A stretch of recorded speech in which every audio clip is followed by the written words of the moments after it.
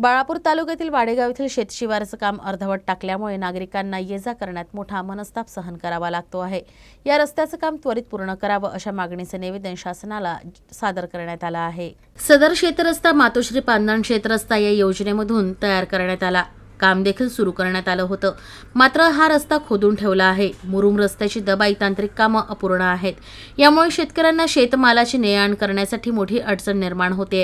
या रस्त्याचं काम सुरू असल्यामुळे संतोष घाटोळ राहणार वाडेगाव यांना चुकीची माहिती आणि दिशाभूल करणारी तक्रार आपणाकडे दाखल केली आहे।